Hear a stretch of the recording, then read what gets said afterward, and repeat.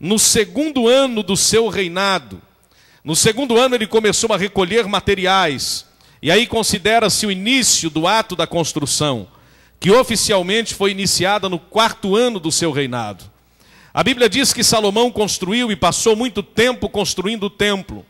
E quando ele terminou de construir o templo, quando o templo estava pronto, o capítulo de número 4 narra o feitio, a fabricação dos instrumentos que deveriam ser utilizados no ato de adoração realizado no templo. E no capítulo 5 nós encontramos o término da obra e o ato inaugural. A Bíblia diz que Salomão manda trazer todos os utensílios e coisas consagradas de seu pai Davi ao templo, para que o templo pudesse ser inaugurado. Tudo que estava entre os tesouros da casa de Deus, desde o tempo do seu pai Davi, que já havia separado e feito muita coisa para ser colocada no templo, Salomão mandou trazer para colocar no templo. E a Bíblia diz que Salomão traz todos esses utensílios, e eu gostaria de frisar a palavra consagrados, porque todos estes utensílios eram utensílios consagrados para o templo do Senhor. Salomão os traz para o templo e resolve então realizar o ato cerimonial que daria inauguração àquela grande obra. Lembrando que aquele ato cerimonial deveria caracterizar um culto de adoração a Deus. E existem alguns detalhes bastante particulares e importantes neste ato do culto inicial, presentes tanto em objetos quanto em atitudes. A Bíblia nos mostra no versículo de número 1 até o versículo de número 6, quais são os utensílios trazidos. A Bíblia diz no versículo de número 2, que Salomão convoca os anciãos de Israel, todos os chefes das tribos, os príncipes dos pais entre os filhos de Israel, para fazerem subir o objeto mais importante que deveria estar presente no templo, que era a arca do Senhor. Depois a Bíblia diz que os anciãos e levitas levantaram a arca e a trouxeram ao templo. A Bíblia diz depois também que eles sacrificaram inúmeros carneiros e bois ao Senhor para, como uma forma de gratidão, tocar o coração de Deus e mostrar que eles estavam felizes, porque o Senhor havia dado a eles a condição de construir um local de adoração. Depois a Bíblia diz que eles colocam a arca no lugar determinado, e então eles começam a cerimônia de gratidão ao Senhor. A primeira coisa que é trazida, ou as primeiras coisas trazidas, são as coisas consagradas de Davi, seu pai. Preste atenção nisto. Na tipologia bíblica, quando Salomão traz as coisas consagradas de Davi, seu pai, para o templo, isto representa no culto a presença dos marcos antigos no culto de adoração a Deus. Marcos que não podem ser removidos, marcos que não podem ser esquecidos, marcos que não podem ser retirados. A igreja pode crescer, a igreja cresce porque Jesus é o patrono dela, Jesus é o Senhor dela, e o nosso Jesus é um Jesus de multiplicação, não só de pães, mas também de pessoas, não só de peixes, mas também de pessoas. Ele disse aos primeiros discípulos às margens do mar da Galileia, ele disse: venham após mim e eu vos farei pescadores de homens. Então, quando as coisas consagradas são trazidas, estão sendo trazidos os marcos do passado que representam a pureza, a saúde, a vitalidade e os fundamentos do culto ao Senhor.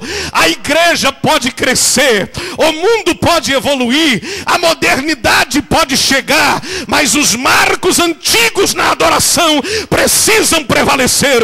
A igreja precisa saber que nós podemos constituir elementos novos na programação do culto, nós podemos constituir apresentações novas, grupos novos, mas os marcos antigos não podem sair da vida vida da igreja do Senhor, pois eles são estabelecidos na palavra e eles dão sabor do culto ao Senhor. Quando nós retornamos a esses marcos antigos, a glória de Deus se manifesta, porque os marcos são antigos para nós, mas jamais serão antigos para o Senhor.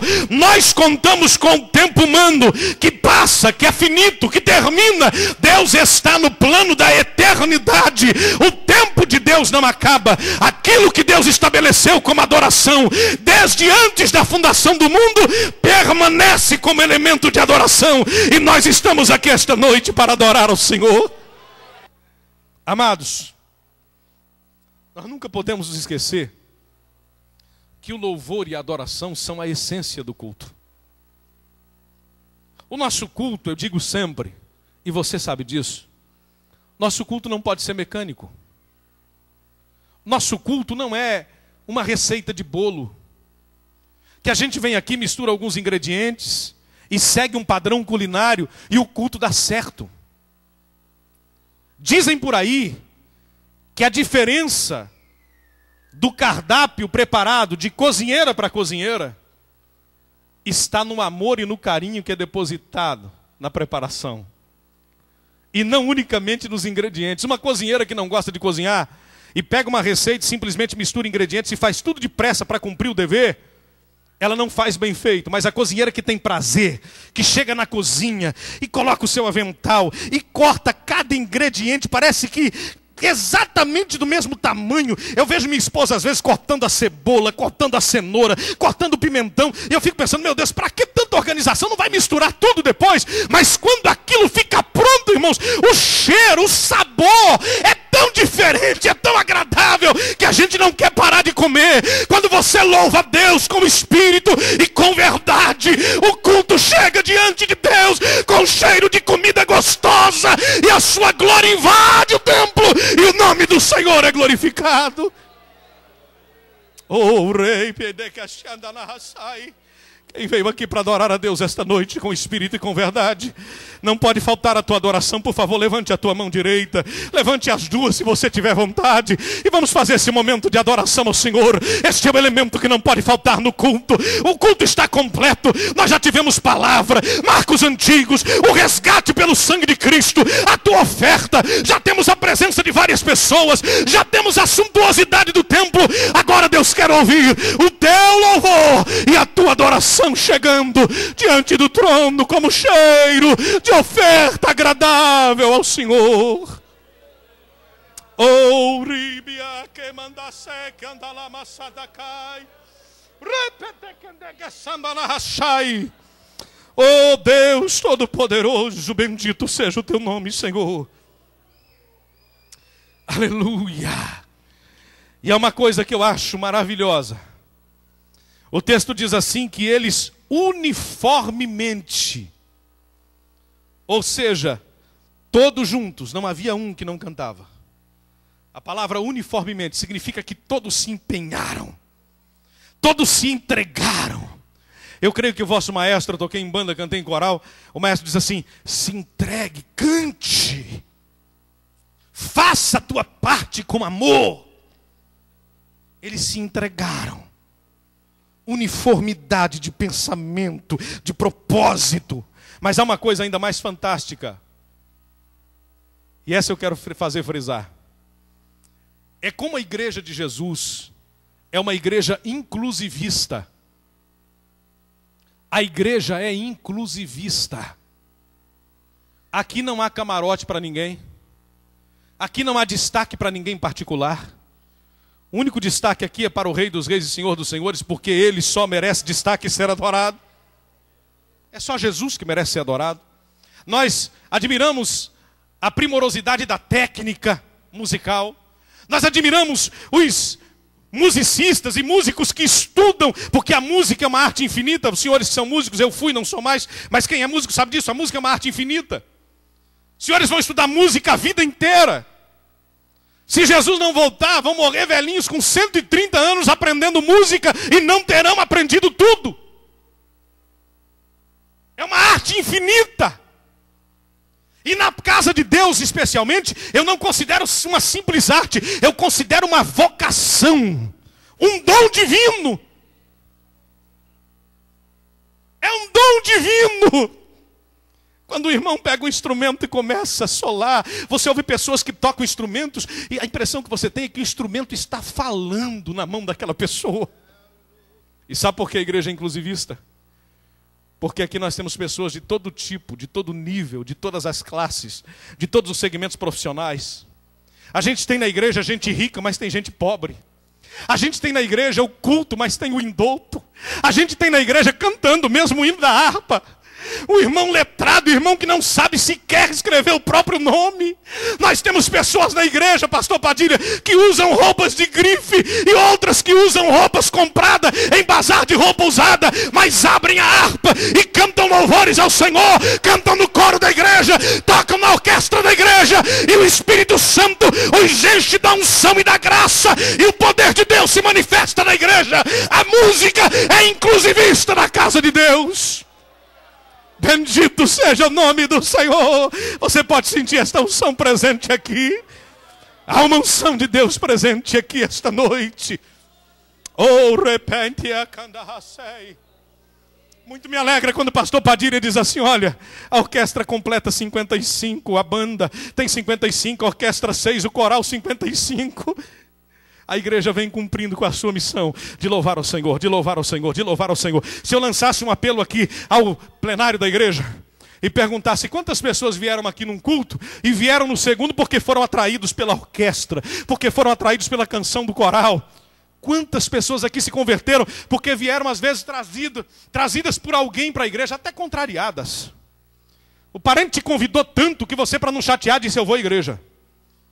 Mas eu vou só essa vez, só para não chatear meu parente. Aí você veio aqui, quando você veio aqui, o coral se levantou e começou a cantar. Grandioso és tu. E uma alegria começou a contagiar a igreja, começou a tomar conta de um de outro.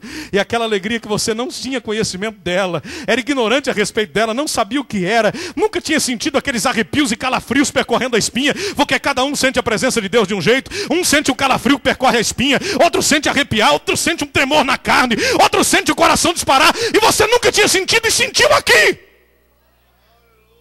E no outro culto você diz para o parente: você pode passar em casa para me pegar, para levar no culto, mas cair de novo. Eu achei tão lindo aquele coral cantar. Eu achei tão lindo aquela orquestra tocando, e a música foi tocando corações. E daí um pouco você estava prostrado diante do altar, dizendo: eu quero Jesus como meu Salvador.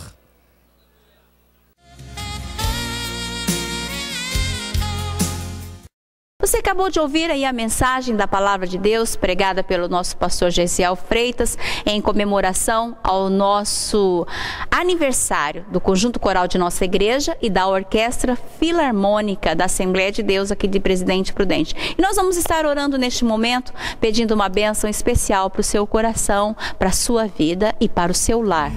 Meu Deus e Pai, nós te louvamos, te agradecemos nesta manhã tão maravilhosa que nos concede a oportunidade de estar adentrando ao lar, Senhor, dos nossos telespectadores. Agora te pedimos, Senhor, que vá ao encontro com cada necessidade, que vá ao encontro de cada coração. Sabemos que Tu és um Deus onipotente, um Deus onipresente, um Deus que ouve a súplica, o clamor do nosso coração, da nossa alma. E nós te pedimos uma bênção especial, Senhor, para todos aqueles que estão nos assistindo neste momento.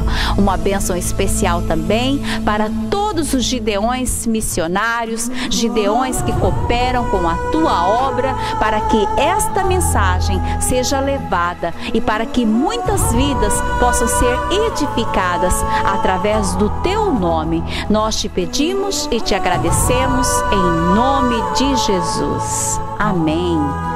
É uma pena, mas já estamos chegando ao finalzinho de mais uma programação aqui da TV Band, programa Semeando Boas Novas. Mas no próximo sábado nós estaremos aqui, se assim o Senhor nos permitir. Então, até lá, na paz do Senhor.